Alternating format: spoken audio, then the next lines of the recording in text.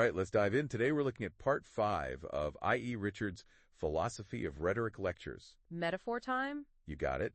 But we're going a bit deeper using some really interesting insights from, let's call him Dr. Bobby, a fictional rhetoric professor. He really knows how to bring these concepts to life. Right. Some wild examples coming up. But first, maybe we should start with Richard's idea of tenor and vehicle. That seems pretty key to his whole view of metaphor. Absolutely. The tenor, right, that's the subject of the metaphor, the thing you're trying to, illuminate. Okay. And the vehicle, that's the image or idea you're using to do the illuminating. So far, so good. But here's where it gets interesting. Yeah. Richard says metaphors don't always depend on a direct resemblance between the tenor and the vehicle. Really? Sometimes it's more about shared attitudes or perspectives. Remember Dr. Bobby's example of New York City in Marvel Comics? Oh, yeah. That was a good one. Obviously, there aren't actually superheroes swinging around in the real New York City, but there's a connection there. right. Both the real city and its comic book version share that certain attitude. It's that feeling that anything can happen, right? Larger than life. Exactly. So even though there's no actual resemblance, that shared attitude makes a strong metaphorical connection. And the amazing thing is how this can actually affect how we see a real place, like New York City. Makes you think, huh? What other metaphors are shaping how we see things without us even realizing? That's got huge implications for how we take in information. What'd you think? Huge. Richards is really pushing us to think critically about the language we see and hear, to understand how it can influence us, sometimes without us even knowing it. Okay, yeah, I'm with you. But let's go deeper into Richard's ideas. He has this point about words working in multiple ways at the same time. You mean like how a word can be literal and metaphorical at the same time? Exactly. And this is so important for understanding how complex communication really is. It means we have to pay attention to context. How it can change what a word means. So like bright, you can say the sun is bright, literally. Right. But you can also say someone is bright, meaning they're intelligent. Totally different meanings, but both work depending on how you're using the word. Perfect example. So how can we use this to be better communicators? Good question. Well, for one thing, it shows how dangerous it is to interpret things too narrowly. Richards is saying we need to embrace how flexible language can be, avoid getting stuck on one meaning, Yeah, that makes sense. Like we have to be more sensitive to the subtle differences in language, how one word can have a whole bunch of meanings. Exactly. This actually ties into another fascinating part of Richard's work, how he looks at different types of comparison. Oh, yeah. He says comparing things is a lot more complicated than just pointing out similarities or differences. He identifies different types of comparison, and each one has its own effect on how we understand things. Okay, can you give me an example? Sure. Think about how we compare things to highlight their differences. And we don't just say, oh, they're different, but we kind of make a judgment about which is better. That's going beyond just seeing things and into the realm of evaluation. That's interesting. So it's not just recognizing the two things are different. It's about understanding what those differences actually mean. Right. But how does Richards connect this back to metaphor? Well, he argues that understanding these different kinds of comparison is crucial for getting the most out of metaphor. Because metaphors, they don't just show us comparisons. They invite us to actively make connections and come to conclusions. I see, yeah. It's like metaphors aren't about passively looking at things, but about actively figuring things out. But hold on, before we go too far, maybe we should talk more about the tenor. The tenor, okay, what about it? Well, Richards keeps saying that the tenor has its own meaning, a meaning that goes beyond how it relates to the vehicle. I'm kind of curious about what that means and why it matters so much. That's a great question. To understand it, let's think about Dr. Bobby and his story about learning to read comic books as a kid. Oh, yeah. He talked about figuring out the flow of the panels, how to connect them and fill in the gaps to understand the story. Exactly. That shows the tenor's independent role. Even in comics, which are visual, the reader brings their own understanding to it, their own experiences and knowledge to make meaning. So even though the images give you a structure, the reader is still building the story, using their own experiences, their own tenor, to connect the dots and fill in the detail. Precisely. And that's why the tenor is so important. It's not just sitting there waiting to be described by the vehicle. It has its own history, its own importance, its own story, all of which adds to how the metaphor works as a whole. Wow, that's fascinating. It's like the tenor is this hidden world of meaning that mixes with the vehicle to create something totally new. And that brings us to another really interesting idea from Richards, the mind as a connecting organ. What did he mean by that? Well, he believed our minds are always trying to connect things, to find patterns and relationships between experiences that might seem totally different. So it's not just about taking in information passively. It's about actively looking for connections and making meaning. That's kind of cool. It is, and that's where metaphor comes in. Metaphors give us a way to make those connections, to see relationships that we might not have seen before. Okay, I see how this all fits together. But I remember Dr. Bobby talking about the chicken or the egg question in relation to metaphors. What was that about? Ah, right. He used that to question the idea that language is just about making mental pictures. Richard says words can definitely trigger images, but often it's the opposite. Words actually help us organize our experiences, make sense of the world. So it's not just about visualization, it's about understanding. Exactly. And this challenges how people traditionally thought about language. They saw it as a tool for representing reality, like a mirror. But Richards is suggesting something much more radical. He's saying language doesn't just reflect reality, it actively shapes how we understand it.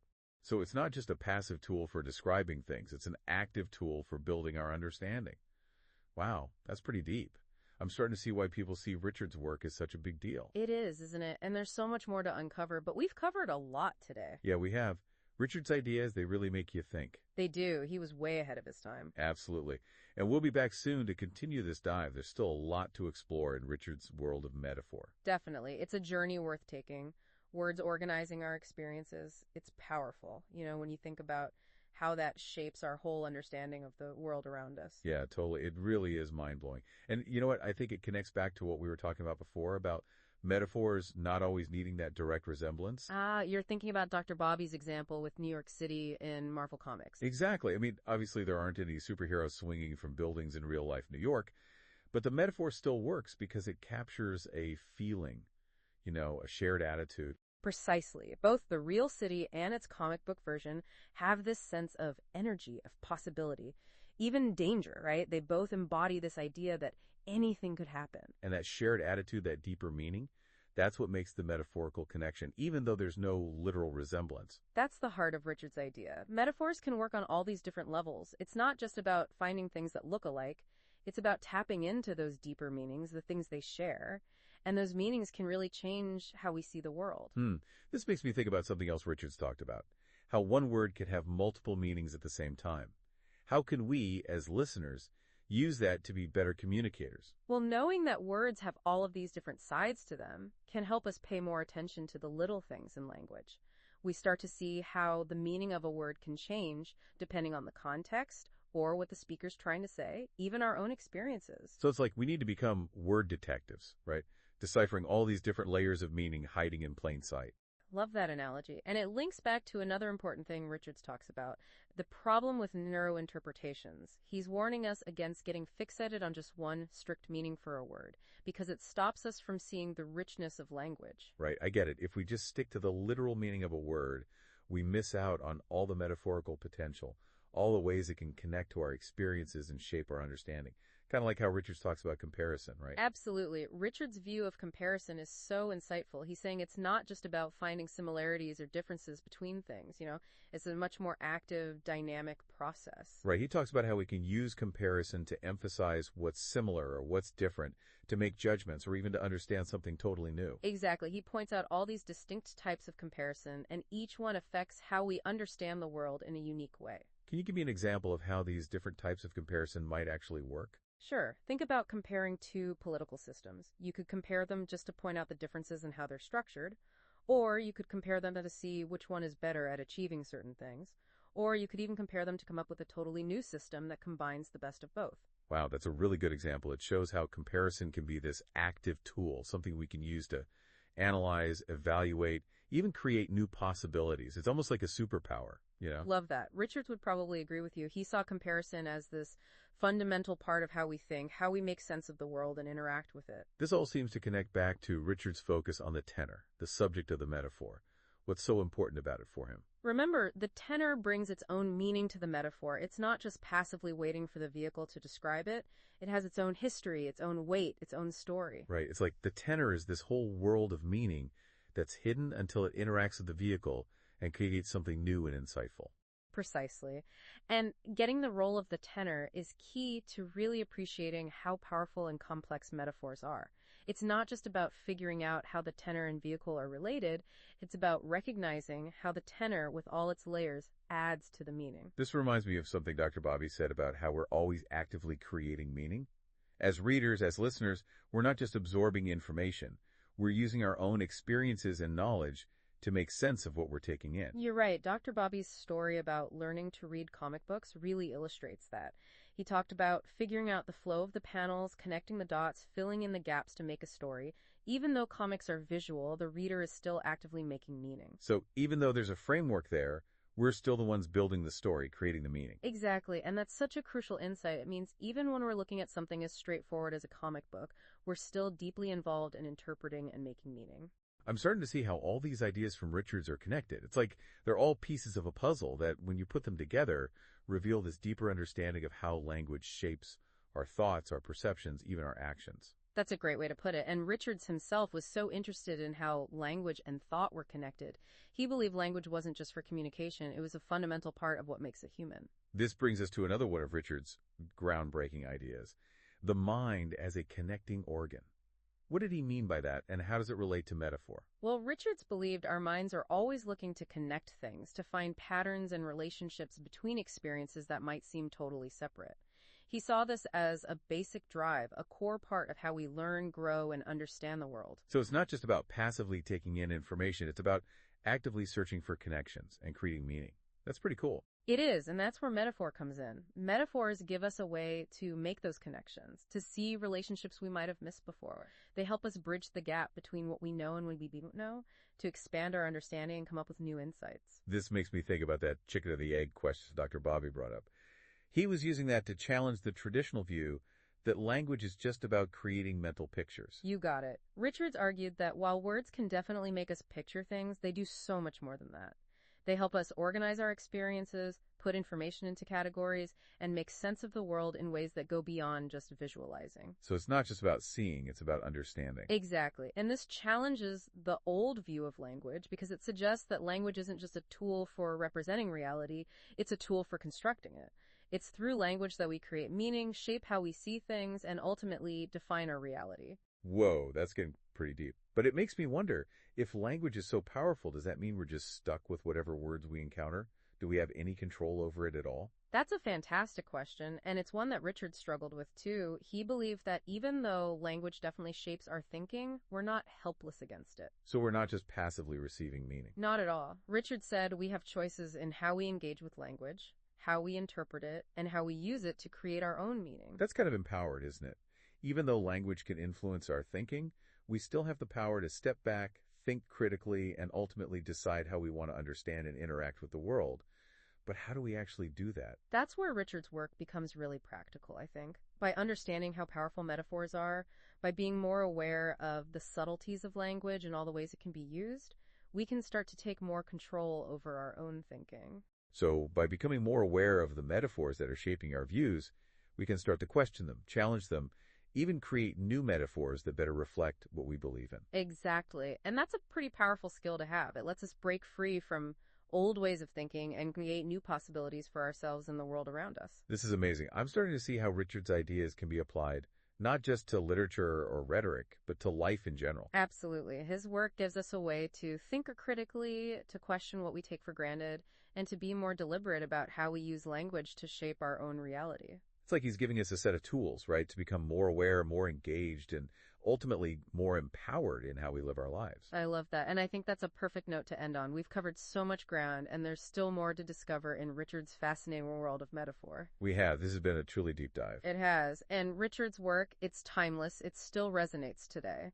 Definitely. And, we'll be back soon to continue this exploration. There's still a lot more to uncover in Richard's world of metaphor. Oh, absolutely. There's always more to learn. We're back, ready to wrap up our deep dive into I.A. Richards and his philosophy of rhetoric, specifically all this stuff about metaphor. It's been quite a journey. Richards really challenges us to rethink how language shapes how we see the world. Before the break, we were talking about how we're not just passively absorbing meaning, we're actively involved. I'd love to explore that a bit more. Great point. That ties in directly with Richard's critique of the idea that language is mainly about making pictures in our heads. He argued that while, visualization can be part of it, words often go beyond that. Right. It's like they don't just create those images. They help us organize our experiences, make sense of things on a deeper level. Exactly. And that's where the tenor comes in again. The tenor, the subject of the metaphor, Richards really stresses that it has its own independent meaning, something that goes beyond its connection to the vehicle. So it's not just a blank canvas waiting for the vehicle to paint on it. It brings its own baggage, its own history to the whole metaphor. Exactly. And that's why understanding the tenor's role is so crucial for really grasping the power of metaphor. It's not just about deciphering the link between the tenor and the vehicle.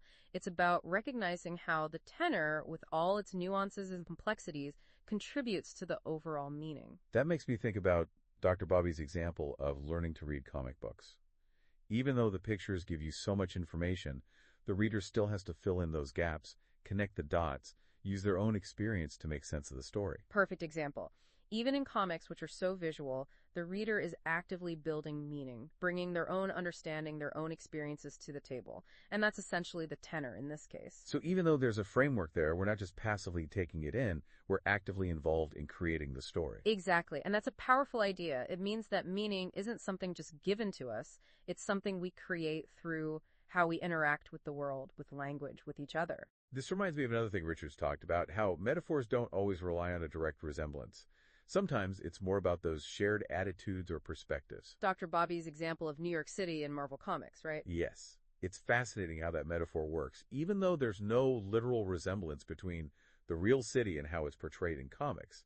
It's that shared sense of energy, possibility, even a bit of danger that connects them. And that's a key takeaway from Richard's work. Metaphors can work on different levels. They're not just about finding visual similarities. It's about tapping into deeper shared meanings. And those meanings can really change how we see the world. It makes you wonder what other metaphors are shaping our perceptions without us even knowing it. That has huge implications for how we interpret information, how we see ourselves, even how we make decisions. Huge, and that's why Richard's work is so relevant today. In a world where we're constantly bombarded with information and messages, understanding the power of metaphor is more crucial than ever. It's like he's giving us this secret code book, right? For understanding how language works, how it influences our thinking, how it can be used to shape our beliefs and actions. Love that analogy. And it highlights the importance of becoming aware of the metaphors we're encountering, questioning what they're really saying, recognizing how they might be influencing us. So it's not just about understanding metaphors, it's about being more critical, more discerning about how we engage with them. Exactly. Richards believed that by becoming more aware of the metaphors working in our lives, we can start to have more control over our own thinking.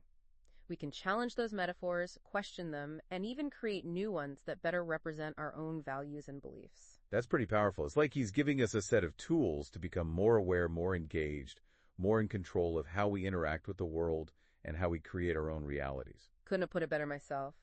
As we wrap up this deep dive into Richard's fascinating world of metaphor, I want to leave you with one final thought. I'm all ears. The power of metaphor isn't just about describing the world, it's about transforming it. By understanding how metaphors work, recognizing their influence, and choosing our metaphors carefully, we can actively shape our own realities and the reality of the world around us. That's a powerful way to end this. It's a call to action to be more aware, more intentional in how we use language to create the world we want to live in. Precisely. And that brings us to the end of our deep dive into I.E. Richards and his incredible insights on metaphor. We hope this has sparked your curiosity and inspired you to keep exploring the power of language and how it shapes how we see the world. Keep questioning, keep exploring, and most importantly, keep diving deep.